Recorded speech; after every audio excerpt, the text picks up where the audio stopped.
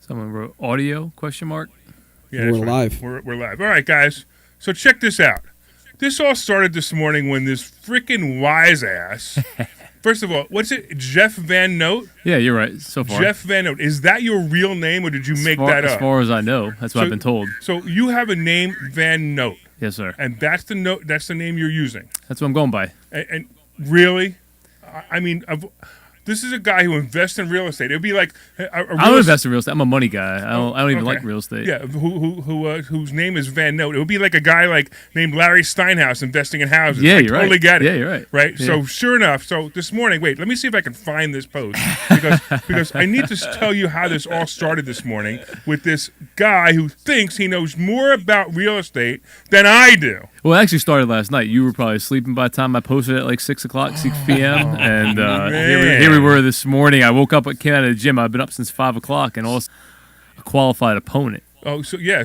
You mean when I got up this morning? Before I got up and ran 2.5 miles? Did you? Yeah, and I worked out. What pace was that at?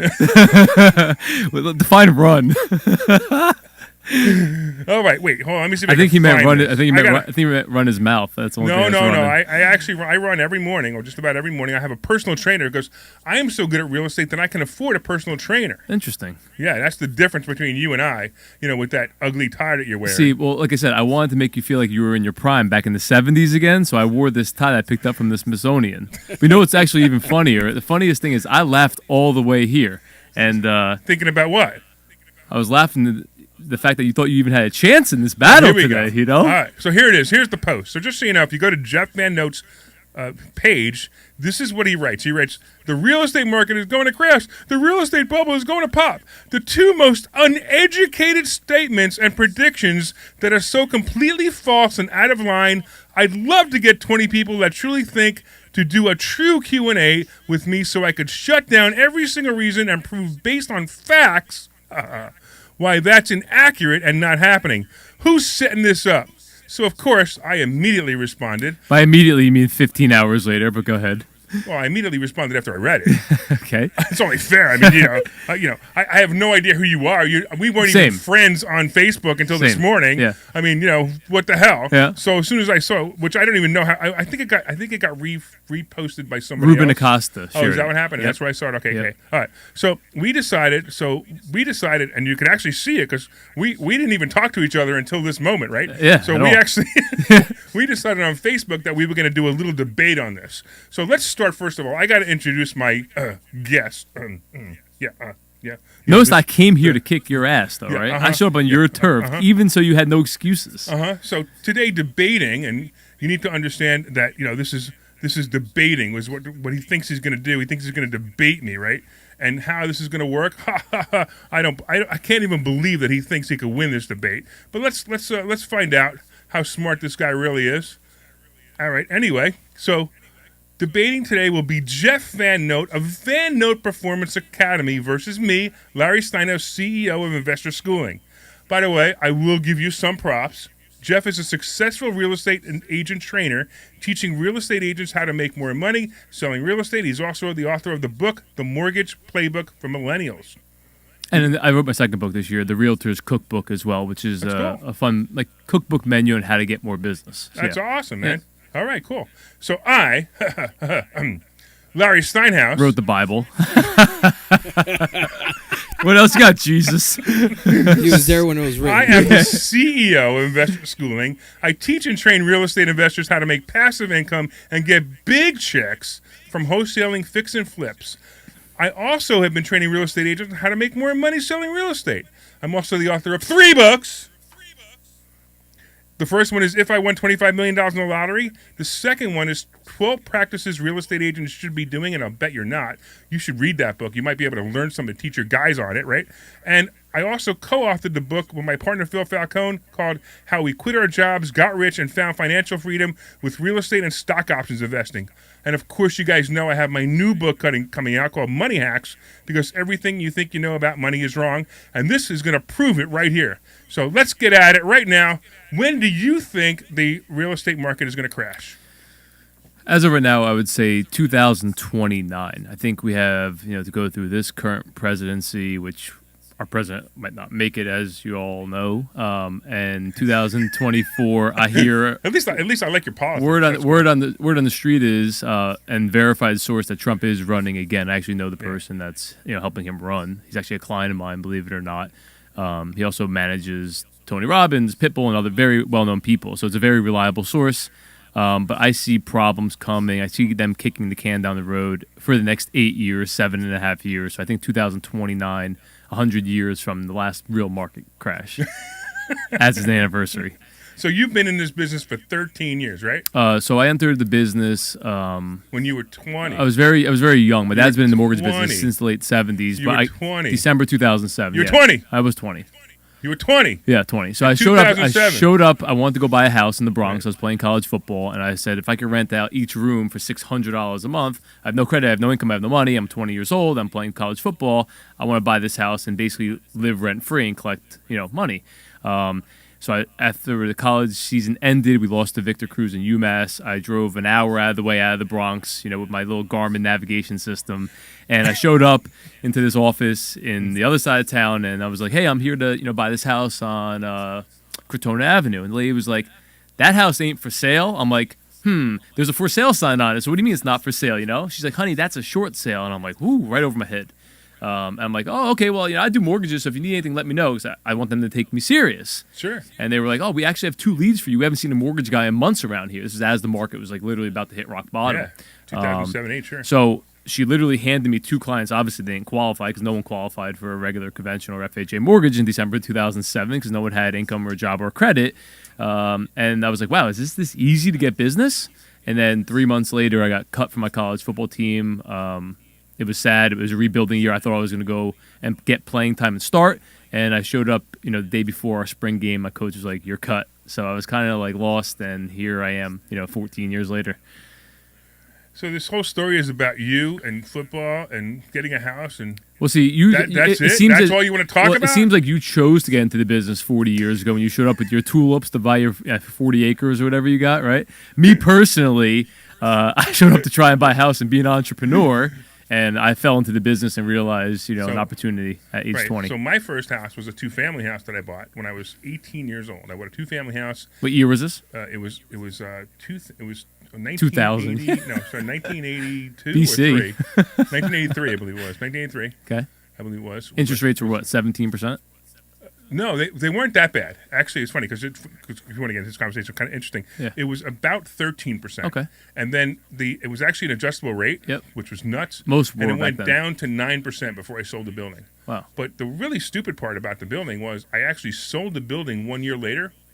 I made 50% of my money, and that was one of the stupidest mistakes I ever made. Should have kept it. Should have kept it. That building would be worth, I don't know, probably 10 times what Where what was I paid it? for it. It was actually in Easton, Pennsylvania. Easton, yeah, sure. Yeah. Sure. So it would have been worth 10 times what I paid for it, and the rents alone would probably be somewhere near $2,500 a month right now, and I would have owned it. Wow. So that would you have would been have nice had it too. paid off 200 times, Yeah, realistically. exactly. Sure. Interesting. But right around the time that you were getting into business, you're not going to believe what happened to me. What, you were retired? I actually went bankrupt. I went bankrupt in 2008. Most of the great ones did and do. Well, thank you for calling me the great one. I appreciate that. Congratulations for actually bouncing back. A lot of people were able to bounce back. Yeah, well, that was, and I actually had plans. I actually wrote a book. My book, if I won $25 million in the lottery, was all about the plan on how I was going to come back. And if you ever want to read that book, it's kind of cool because I did everything I did on it. Listen, I know you probably want me to give you the $4 or $5, whatever you charge on Amazon for it, but I want a signed copy before I leave here today. I don't have them anymore. Honestly, I don't even have them anymore. It's like it's one of those things where I wrote it. I wrote it in 2009. I might have one copy lying around if I could even try to find it. Did it start off on the back of a napkin? No, it didn't start. It started with a plan to write it. Gotcha. And then I wrote. That was the first one I wrote. Then we wrote a couple others. But all right, look. You're being way too nice to me now. Well, actually, I genuinely care about people. Is that what you do? You be nice, and then you go for the throat. I can't just come in here and bring your house down. Because if you're going to do that, this is going to become. This is just not going to become what I expected it to be, which was a complete debate, complete argument. So I have been through 4 real estate crashes. Okay. How many crashes have you been through? Oh, none. Debatable, but go ahead. No, not debatable. When we through a real estate crash. Let's see. I was born in '86, so early '90s. You had So 01 while you were to in 03, kindergarten, 2008. while you were in kindergarten, you considered that going through the real estate crash? I mean, indirectly. Well, I could I add think, two more then. I think every single person, whether you're alive, whether you go through it directly or indirectly, there's collateral damage to any type of collapse or crash. So yes, I think again to some capacity, yes. Well, correct. did you find that tie in that? In I the picked first this crash? up for you. I wanted the to make first you feel crash? like you were 20 years old again. Borrowing at 13%. Well, when I was 20 years old, people wore ties like that. I know. Well, I'm old Now school. nobody wears Well, ties because no one's professional anymore. That's the reason Well, why. I Cat's got your tongue. You hear that one? I actually want to agree with that, but I don't know how to agree with it because I don't know if it's the right thing to do. So, like in other words, so if everybody's going around in sports shirts now, what should you do? Should you wear a tie? I usually go against the grain. I also like picking my battles and picking where I stand out. I used to wear a suit to school. Did you really? High school. Just because I All wanted boys to. school? No, just because I wanted to. Interesting. I used to every first Monday. Every Monday of the week, I would wear a suit to school because I knew I was different. But now I'm so different that Siblings or only child? No, I had two younger brothers. Yeah. So you want to stand out, lead by example? No, it was just I wanted to do it. Okay. Because I knew I was going to be successful and knew I was going to be wearing great jackets later on. Fair. You saw my jackets, right? I saw the money jacket. Yeah, that's the money jacket. You haven't seen all of them. No, I only saw the one money jacket. 2 dozen of them. In fact, if I'm telling you right now, if you actually show up, I know we talked about this before. If you actually before you came in, we talked about the fact that I'm having an event this weekend. Mm-hmm. It's a 3-day event. If you go to Your Piece of the Good Life, you could show up. I have I know, me too, and I came to see a fight too. This guy's too damn nice.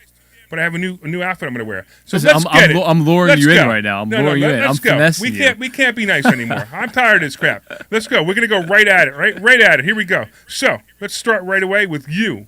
You said 2029? Yeah. Are you crazy? I've been called crazy by In 2029, men that's the beginning and of the women before. That's the beginning of the next recovery.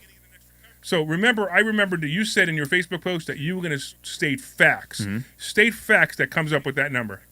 It's my own theory based on active engagement with consumers from all different demographics and in markets. So I believe you asked the 12 people that you do business with if you thought the market was going to come down. They gave you these numbers, and this is what you came up with? Well, I stopped counting at 10 because I got shoes on. So once I hit 10, I stopped counting how many it was. But look, there's a lot of new people that have no exposure into real estate that are sitting on a lot of wealth, whether it's stock market made, whether it's inheritance, whether it's cryptocurrency, whether it's a new business, whether it's people scam the PPP or EIDL, right? A lot of people are sitting on a lot of money unexpectedly. That's the problem. That's the beginning of the crash. So what I have seen recently is a lot of new uneducated speculative money entering the market, but they're still coming in with real down payments. Also, I think the key statistic is theoretically 10% of every home transaction was bought all cash. If you look at the history, that's about where the number is, about 8, 9, 10, 11, 12, so it averages out to 10. That number over the past couple of years has skyrocketed to over 25%. So 1 out of every 4 homes is purchased all cash. Whether it's people, making money selling tax-free and then buying it all cash and downsizing, whatever the case might be, that's still a real number. So from an overall mass standpoint of over-leverage, very few people are over-leveraged. And I did write in my book in 2017, the next crash is going to be ugly, but individuals are going to get their clocks cleaned and wiped out. But the overall market is overall safe, and lending has never been stronger. The borrower has never been more qualified, and the debt-to-income ratio has never been lower, and the credit score has never been higher in the history of America from a lending standpoint. So when you factor in all those statistics... That's all the reasons why the market's going to crash soon. Okay. Everything you just said is all the reasons the market's going to crash soon. So do you remember this event? I know you were still holding your rattle at the time. Mm-hmm. 9/11 when I stopped at CVS over here to pick up some Depends for you in case you shit yourself, but they were all out. They said that you were in there earlier. They said you said some old guy raided the store earlier. So you think the best way to win this debate is just interrupt my train of thought, huh? Well, just because I'm old, I still can remember what I was saying. Go ahead. Pedro, what the hell was I saying? So you know that event 9/11, Yeah. when you had your rattle and I was a didn't freshman. quite It was my know- first day of freshman year in high and school. didn't quite know what was going on. Yep. Yeah, exactly right. So 9/11 was actually the reason for the crash of 2008. Debatable. Now let me give you that scenario and what really happened. And Ian, I see Ian's watching this, and Ian will appreciate this as well. So real estate and the market goes in cycles. Are you familiar with these cycles? Yep. What have you been told they are? How many years? Well, we're way past. We're 5 years past. Oh, I know. It They're all typically depends. Yeah, it's the longest bull run in the history of real estate. Actually, you're not. I'm going to tell you why you're not. You think we're not at that cycle. So what's the normal cycle? 7 years? Will you agree? I can't argue that. Yeah. I So have no proof. it's normally 7 to 8 years. Yeah. And you think that we're past that cycle? We're right at the end of the cycle, because what was the bottom of real estate? It wasn't 2008. 2011 or 12. Yeah. So When what is Dodd-Frank it? So came let's about. add right. So let's add 8 years to that, and we're right around 2020, 2021, right? So normally, and this is basically, let me go back to what happened in 9/11, and then I'll explain why that's so relevant where we are right now and why the real estate market did not crash, and it should have. What basically happened in 9/11 was the market was tanking. So again, I know you had no concept of what was going on at that time, and I mean that sincerely. I don't just mean it to bust your balls, although it's fun to bust your balls. You really didn't know. I had a couple of businesses at that point, and I watched the economy changing. It's actually the very beginning of this signal was about a year before that point where I watched the economy changing, which, by the way, looks just like now. So it looks just like now. However, what happened was normally the economy would have just normally went in its normal cycle, and it would have went down because it was at the top of the cycle. 7 years before was the bottom of the cycle. The cycle was starting to come down, just normal. Then all of a sudden it's 9/11, and it destroyed everything. I mean, not just the buildings. It destroyed the stock market. It destroyed the economy. Consumer sentiment, all of it. Yep, and the governments flooded the country with money to keep a recession from happening. Yep. Now, that cycle never happened. So it started to downturn, and it went right back up, and it hit the next cycle, which was when? 2008. Okay. So we had to live through a double cycle in 2008 because we never lived through the cycle that was supposed to happen in 2001. That's why it was so bad. What just happened a year ago? We just printed all the money. Yep. COVID came. Mm-hmm. It's actually worse than 9/11. Multiples worse. Right. And the money that came in, and you mentioned it, the PPP loans, the EIDL loans, the $600 or the, not $600. Free unemployment. Yeah, the free unemployment, Yep. $600 a week. Yep. All of these things created problems. Now, your post, I'm going to tell you something about your post. Your post didn't exactly say that people think that that guys like me think that. You mean old guys like you, or no, like guys like you? guys contrary to your opinion. Oh, gotcha.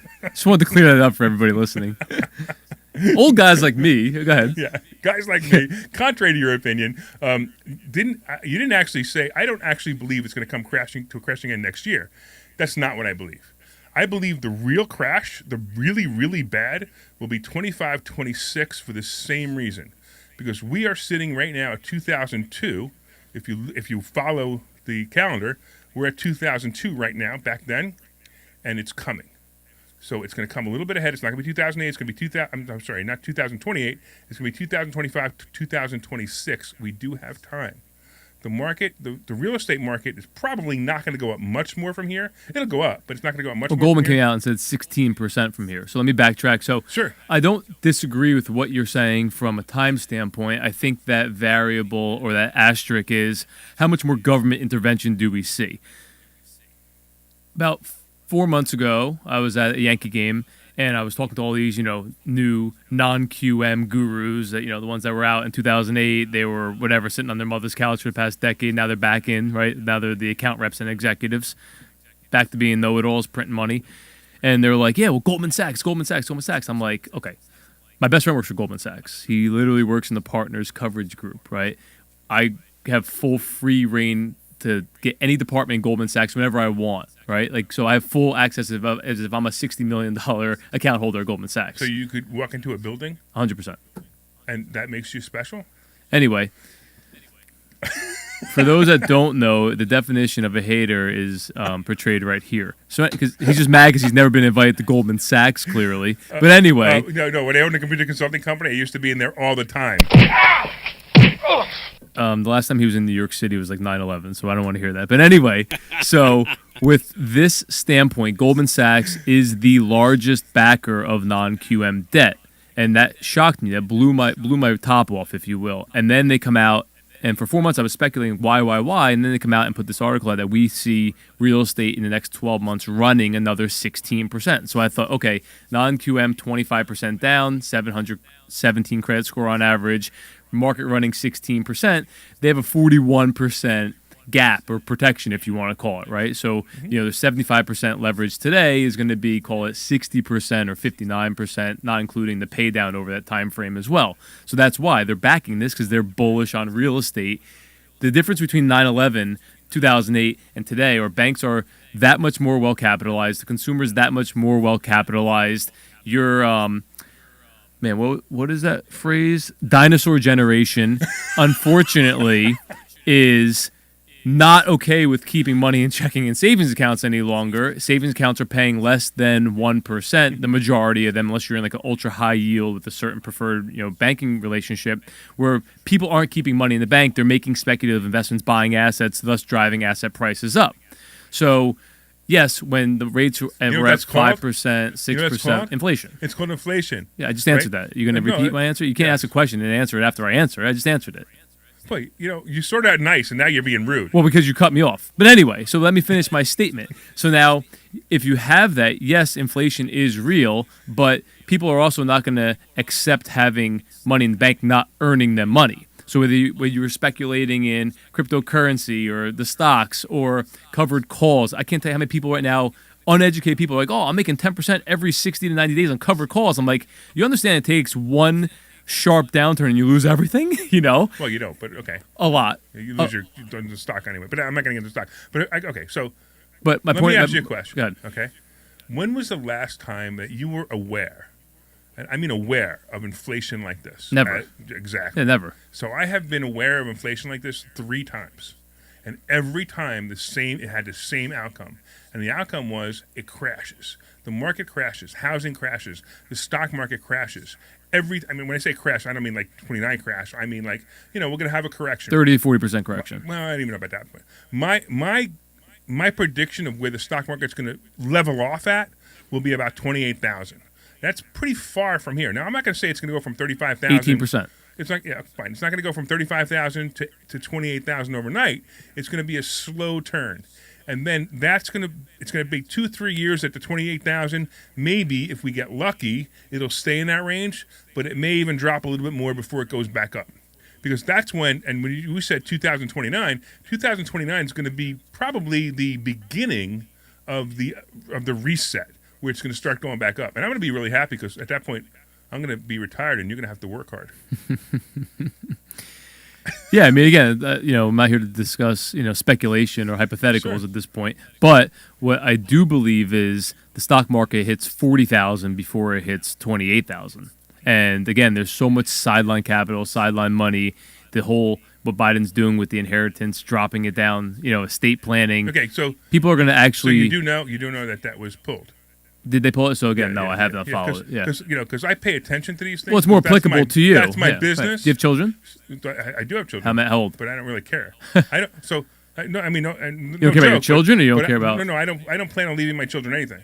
Really? So that's what your belief is? No, it's old school. Well, let me clarify this because I don't plan on leaving my kids anything.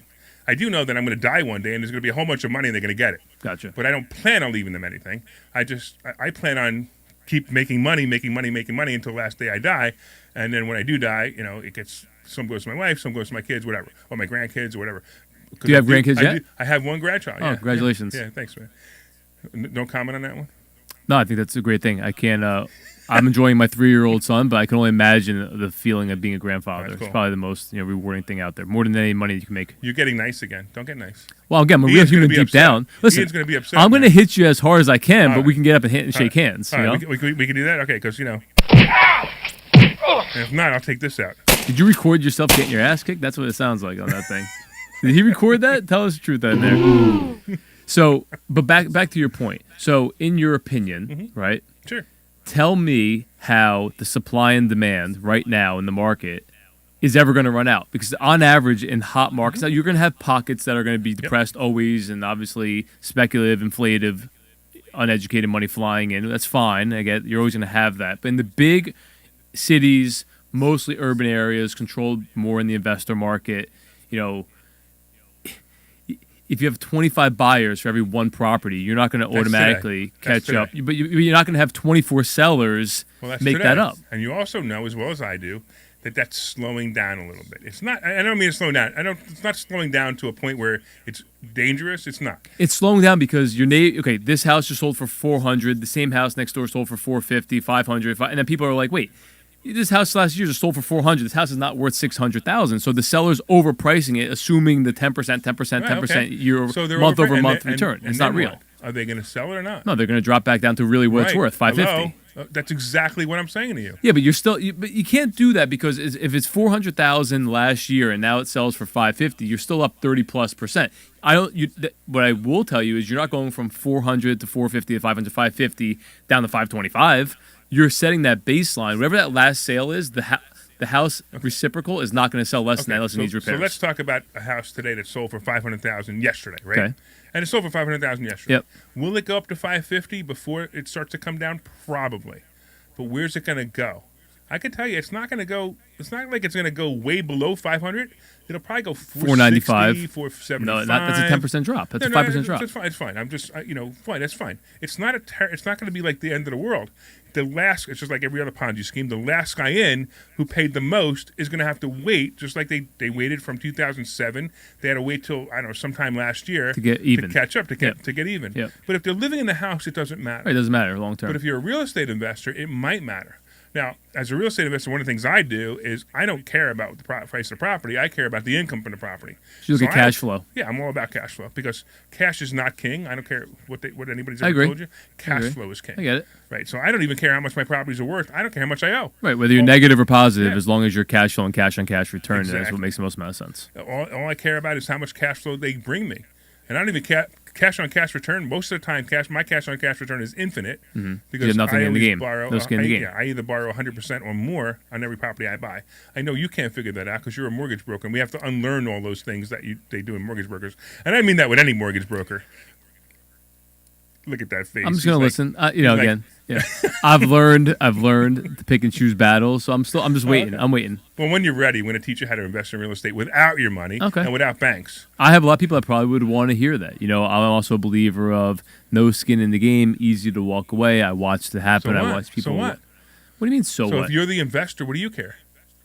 Okay. Again, we could agree to disagree on that. If it works for you, great. I personally would not want to ever, but what that's the best part about if you're an investor and you have no skin in the game and you make a bad choice and you walk away. I get it. Don't misunderstand me. I don't want to screw the people I would owe money to or that put up the money. You have a lot of that goes on in the market. I would never want to do that. Right. But still, why wouldn't that be an incentive for the average investor? Again, my reputation is too good. I would not let that happen. In fact, unfortunately, not a lot of people have pride or experience like you, where I'm giving an example of what I see more often than not.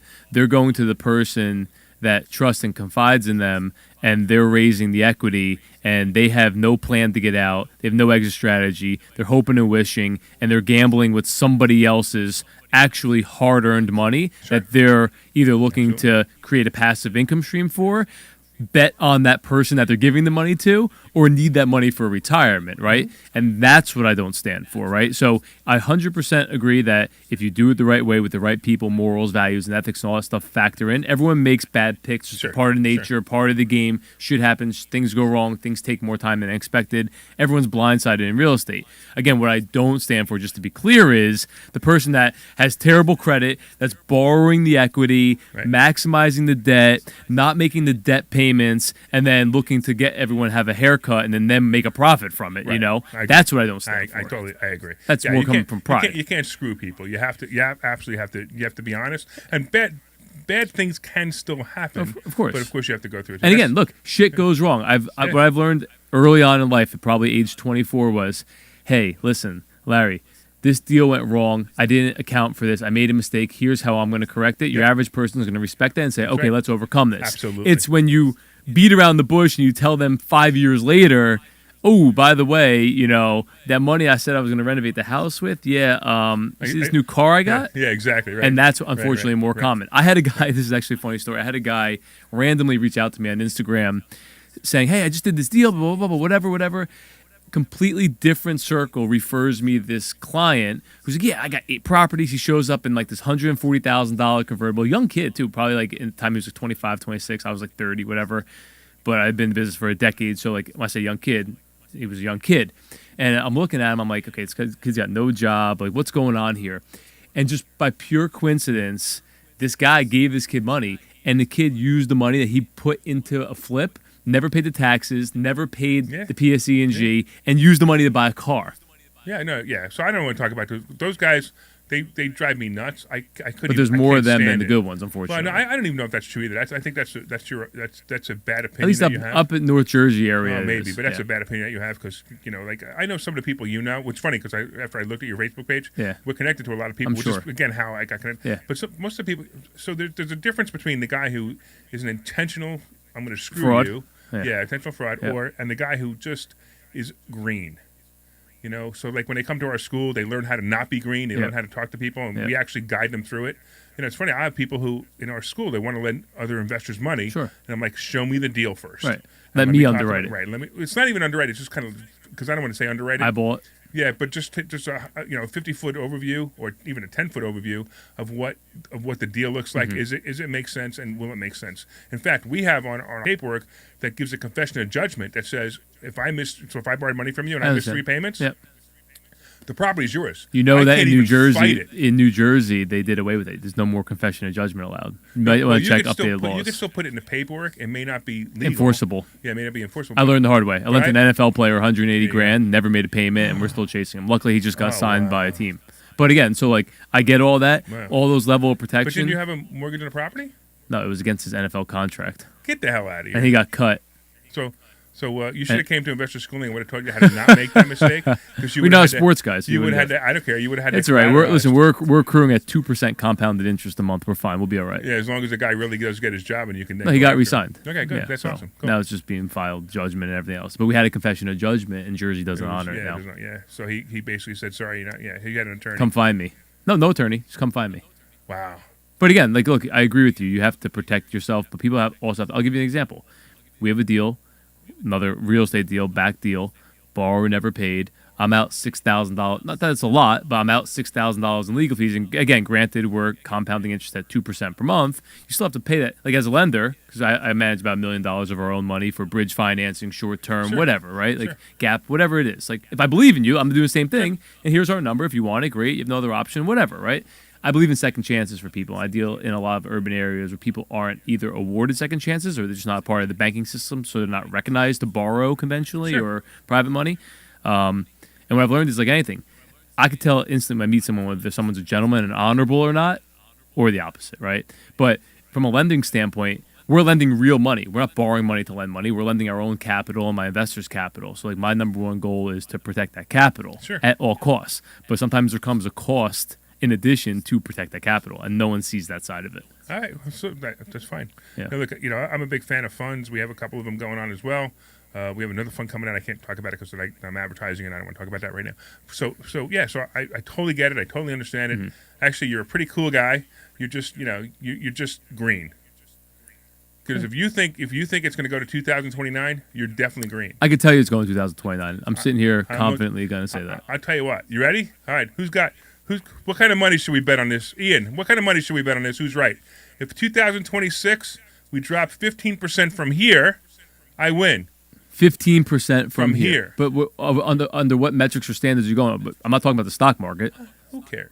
No, let's have a real number. Let's have a real number. Come out, give me a neighborhood. Give me a Jersey neighborhood. I'll even let you do. Pick 5 properties today. I guarantee that in 2029, it's not 15% less from where we are today. Okay. Well, we'll have to pick 5 properties. I can't do that right now. Okay. I mean, it would take me. We'll give everybody a list of those 5 properties. All right. So Ian says 10 grand. Okay. All right, 10 grand. Tell him to put it up. No, I'm betting you, man. You're putting it up. You want 10 grand saying, so here's what we're going to do. So if at 2026 I'm right, 10 grand. If at 2029 you're right, I'll give you 10 grand. Deal. So we have to look at 5 properties then. I think we should segment it out. For example, I'm just talking out loud. Let's pick a property in Brooklyn, property in Jersey City or Hoboken, property central New Jersey, property in southern New Jersey, and one here in, is this Pennsylvania? Where are we? We're right outside of Philadelphia. Like All I know is I lost cell phone service for a All I minute. know is normally I like New York better than Philadelphia. I don't like either of them now. I mean, how the hell did Too you liberal? What? Too liberal? Well, too liberal and too crimey. I heard crime in Philly is disgusting right Yeah, now. same Horrible. with New By, York. like, to a point It's where like unbelievable. Yeah, 450 murders or something. I don't know. no one's even talking about it. Yeah, no, they're talking about it. They're talking about the conservative radio stations, like the radio station that I'm on. Gotcha. I could tell you're a conservative, but you still have a lot to learn because you're still immature. I mean, again, neither here nor there. Look, what I've learned is old people often like to take shots at younger guys because, like, deep down, look, you could have all the money in the world, but you'll never get to be 34 again. So I get it. I can understand where you're coming from. But I also... So the cool part is when you're 57 or 58, I'm going to be soon, like me, you're going to realize... 58 or 68? 58! So, okay. Yeah, because I bought my first property when I was 18. Interesting. So you were born in what? November. 63? 63, yeah. 63. Yeah. All right, so here's the deal. We're gonna do that. We're gonna do that. So real quick, why don't you tell everybody how they can reach you, what the hell you do, because we never even talked about that, and how. Yeah, it's not really important what I do. You know, I can tell you is I'm an expert. Well, that's pretty obvious. It's not important what you do because you don't even know how to do it.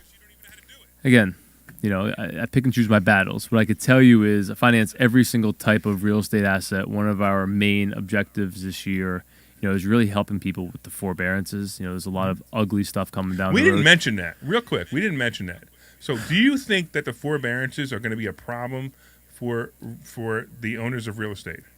I know they're going to be a problem for owners of the real estate. One, and I wrote an article. I'll forward it to you so you can see. I wrote it in like March or April of 2020, right when COVID first happened, forecasting. And I actually forecasted a lot of ugly and pain points coming in March of 2022 for the individual, not for the market. Let me give you a perfect example. This is true story. I just came off the phone with a client now. Guy messaged me on Facebook. Hey, my mom's in forbearance. Whole story.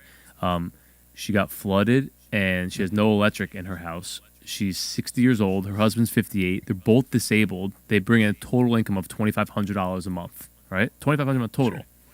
So she gets the insurance payout, but because she was in forbearance, Mr. Cooper kept 100% of the insurance funds. They won't release a penny. The son has no money to help her. This is a God's honest true story. I literally just got off the phone when I was sitting in your parking lot outside.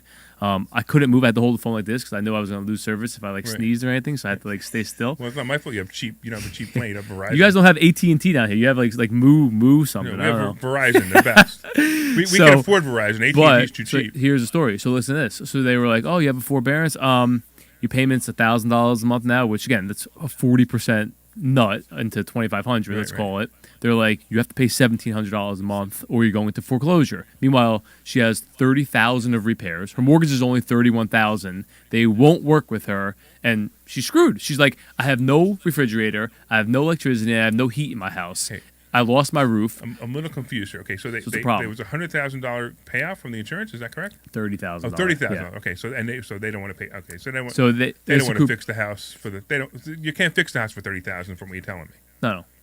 They can. They need the money to make the repairs. But Mr. Cooper is supposed to release that money to. They said make the repairs first, and then we'll do it. And she's they're out of their freaking minds. I'm telling you. I'm hoping that these people have an attorney and they do something about this. Well, I'm working on it. I just spoke to Emily for the first time today. Here's what I'll also tell you. On the forbearance, I had another guy, a real estate guy in Jersey City, owns 3 properties. Okay, in forbearance, 15 months. Hey, I want to cash out. I want to cash out of this mixed use. I want to buy another property. I'm like, well, you have an active forbearance. Like, you got to pay the capital current. I have to run a rapid rescore to get the forbearance off, and there's no history of it. Well, what am I going to do? So part of our strategy for the next quarter in our bridge fund is, okay, we'll lend you a second lien position on your investment property only. You have to use those funds to pay those that forbearance current, and then I'll do the cash out refinance, and then it'll be like it never happened. But not a lot of people took advantage of the forbearances on investment properties. Most of them took advantage on the primary residence. So these are the people. What do you think is going to happen to them? The normal person who just anywhere from 6 months to 18 months didn't pay their mortgage payment. Yeah. What do you think is going to happen to them in the next 3 or 4 months? Banks are not interested in taking the properties. That's number one. That's for sure. I deal with every servicer, especially Mr. Cooper. So 70% of the forbearances that I've seen, and it might just be a demographic thing where I am, New York City, New Jersey, Bergen, Hudson County, are all with Mr. Cooper. Because they were Nation Store and Citibank, that's why.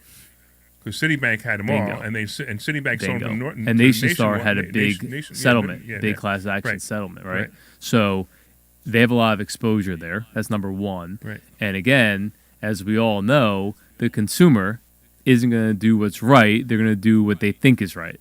Well, the consumer always does what they think is right. That's like my book coming out because many tough. hacks because everything you think you know about money is Yeah, wrong. yeah. So, but do you think it's going to be a problem for the people who are in forbearance? It's going to be a problem for the individual. It's Why? not going to be Why? a problem for the market. Why do you think it's going to be a problem? Never going to be able to get out. So it's not that. So remember that all they have to do is start paying again. So if they were paying $2,000 A higher month, payment, though. well, maybe it'll be $2,200, maybe it'll be $2,400, or maybe the bank and some of the banks Put it on are the saying back we're just end. going to put it in the back end. Very few. Right. Okay. Very few residential banks are putting it on the back end. But here, even if and here's my opinion, even if they leave the payment the same, Mm-hmm. you now have people who were living for 6 to 18 months Free. without paying mortgage payments, and they got adjusted to that. New style of life. Right. Which, oh wow, look at this! I'm going to go buy a car. They're your Oh, next. look at this. They're your next renter. Right. And that's the problem. That's what's going to happen. That's where and those properties are going to be there for the taking. So It's my, gonna be my great, advice to but all it's of gonna them, be slow. my advice to all of them is, hey, look, you got two options. I'm just going to be very candid with Mm-hmm. you, right? Bite the bullet, figure out a way to catch up. I'm sure everyone's got a rich uncle or a rich cousin or a rich child. Someone knows somebody with money where they can catch up where it's still within reach. If it gets much further out of reach, there's no catching up. Second thing is, sell the property. You're tax free if it's your primary. If you're single, up to $250. Right. If you have for 2 out of the 5 years, up to $500. If you're married, take that money, downsize, or rent a nice place for yourself, and get your finances back in order. But it's my home. I live there. Larry, I had a conversation for about 2 weeks straight now with a lady who went through a divorce. Right. You know, she's negative based on her alimony, child support, and income. Payments $9,000 a month. Taxes are $3,300 a month.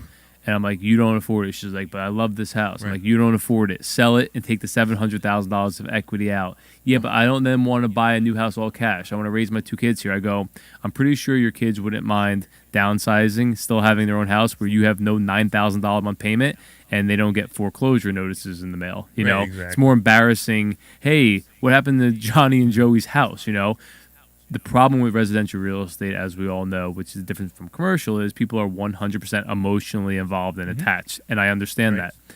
On commercial, it's strictly, you know, what's your cash flow? What's your DSCR? How much money am I making? How can I get my money out? And how can I maximize my profit? So, yes, you have a lot of people that don't listen, that are in denial, think they know everything. And I just hope if anybody that's listening or if you know somebody in this scenario, you get the God's honest truth.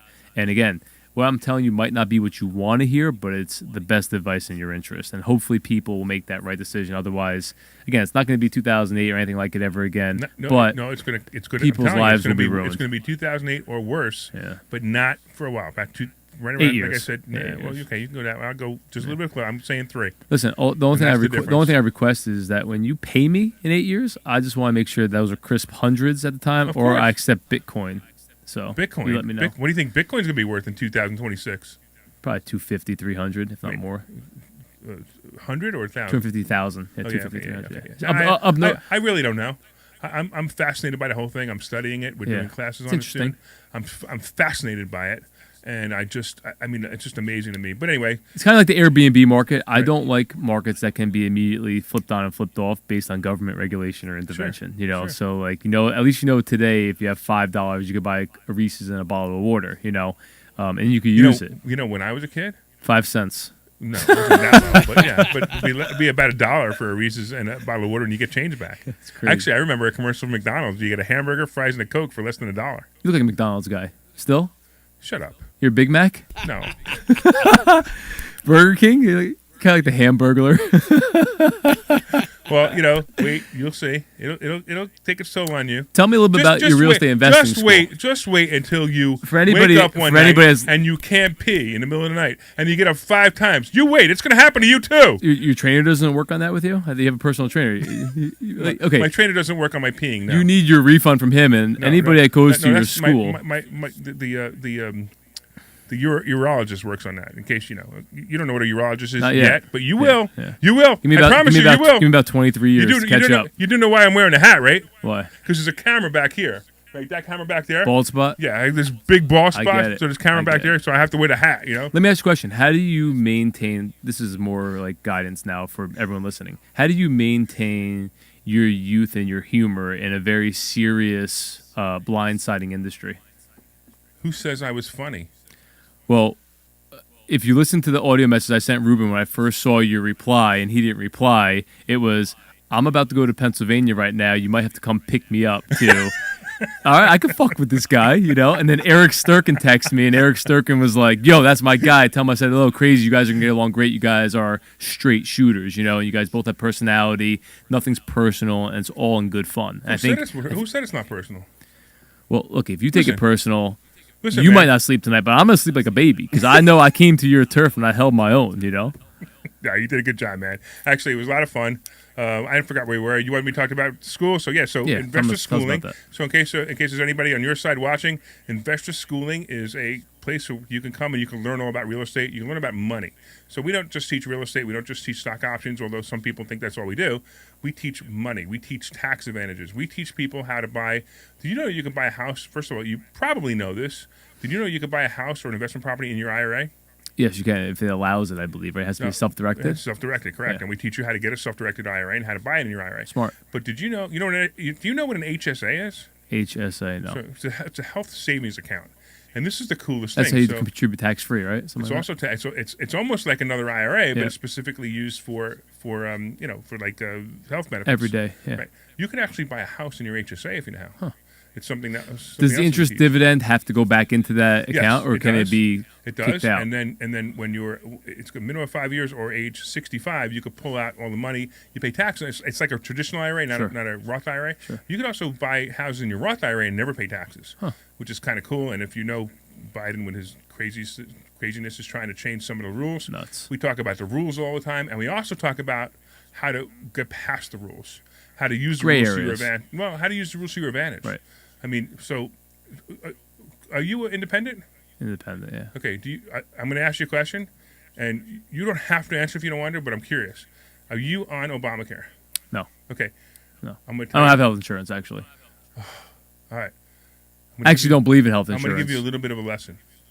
Go on the marketplace right now and get it. Interesting. Okay. And I did an entire class on this. And anybody watching, reach out to me. I don't have time to explain the whole thing to you, but Obamacare, believe Guys, it or make not, sure you either hit him up on his pager or send that fax now. He might be able to reply by tomorrow around 5 p.m. So just get that first in line. If you want to get my pager number, go to contactlarry.com. Contactlarry.com. It's that simple. Contactlarry.com, and you'll get my pager number. Now you'll also be able to connect to me.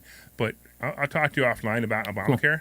And it happens to be, once again, these liberals, they try to solve this person's problem, but the small businessman like you, like myself, the greatest thing that's ever happened to them is Obamacare. I heard that's great coverage. If you know how to use it, and Right. it's not the coverage. So Obamacare. So one thing you need to know is Obamacare is not coverage. It's not health insurance. It's a set of rules the health insurance companies have to work by. Huh.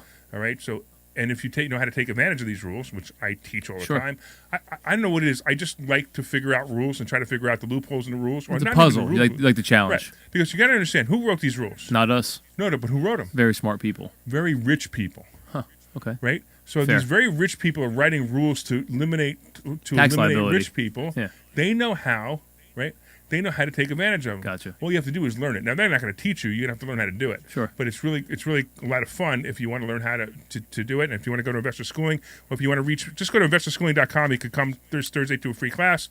Or if you want to reach out to me, go to contactlarry.com. Please tell my audience about you.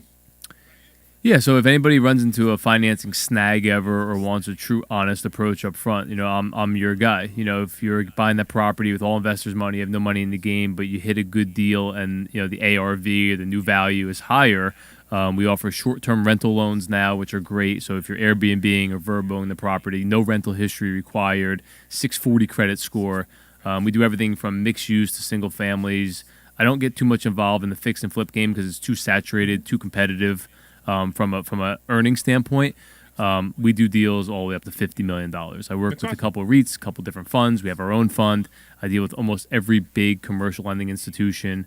True story, Had a past client call me up last night, needed $11,800 he forgot to pay taxes on a property that he had no mortgage on, and he got a bill saying he probably had it, but I found out about it last night. If you don't have the money in certified funds here, so we lent him $11,800. Like, what are you going to make on that? A couple $100? Right. I spent 4 hours of my day today coordinating it because I was all the way up in White Plains. I had to come down here, have my partner go take care of it. But your lender, your relationship person you're dealing with is not going to cut you a check for $11,800 so you could not, lose your property to tax sale. Just last week, I funded a deal in Newark, no appraisal, 585 credit score.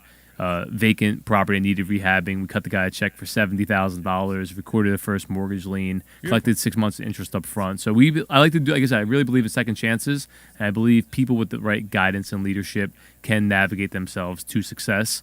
I also believe that again, shit goes wrong, and if there's a way to get you out of that shit going wrong situation, I'm going to be the guy to help navigate that path. It might not be comfortable, it might be uneasy. But you're gonna get an honest approach from me. My job is to get your deal done in the path of least resistance in the most cost-effective manner. Cool. So, all right, how can people reach you? Yeah, you can contact me on Instagram at Jeff VanNote Senior what's that? SR. Yeah, it's for another episode. I'm really excited you're on Facebook. Your generation just got on Facebook what, yesterday?